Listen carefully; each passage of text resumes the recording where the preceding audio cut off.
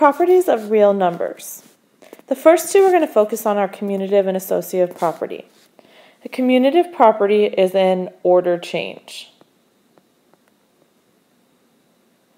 So when I add, it doesn't matter what order I add in. So for example, if I replace A with 6 and B with 2, so B is 2 and A is 6, 6 plus 2 is 8, and 2 plus 6 is 8. Therefore, the order doesn't matter. Same thing when I multiply. If I still replace A with 2 and B with, A with 6 and B with 2, which means this would be 2 times 6, the order changed, but I still get that 12 equals 12. An associative property. An associative property is a grouping change.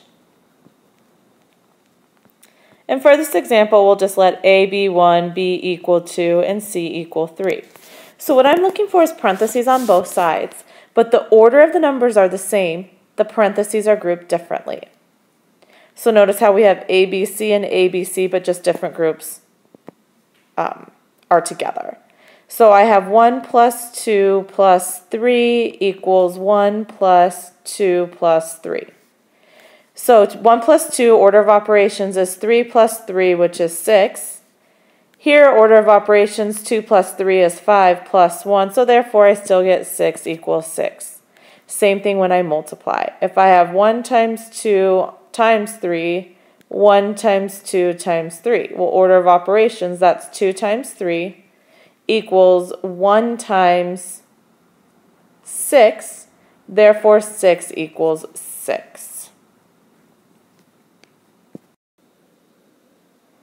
Identity property, I always think about it as equals itself. You have your own identity, you are yourself. So with addition, what am I adding to make the equation not change? So the identity property when I add is 0. The identity property when I multiply is 1. So let me give you an example. 4 plus 0 equals 4. That did not change the value of the equation. I can make A 7 times 1, which means it would be 7, therefore I did not change. The identity property is 0 when you add and 1 when you multiply. Inverse property. Inverse property is the one you use all the time when you're solving. It's how you undo something. So again, it equals 0 or it equals, this should be a 1 right here. So let me give you an example. 4 plus a negative 4 equals 0. This is the inverse property. 4 times 1/4 equals 1 is the inverse property. Let me explain that one just a little bit more in detail. If I have a problem like x plus 2 equals 5, I know you know what the answer is there, but algebraically, how do we solve this?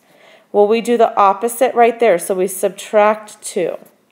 Well, doing the opposite is the inverse property, because you want it to become 0 on that side, because on this side it becomes x. Therefore, you do it to the other side and we get 3.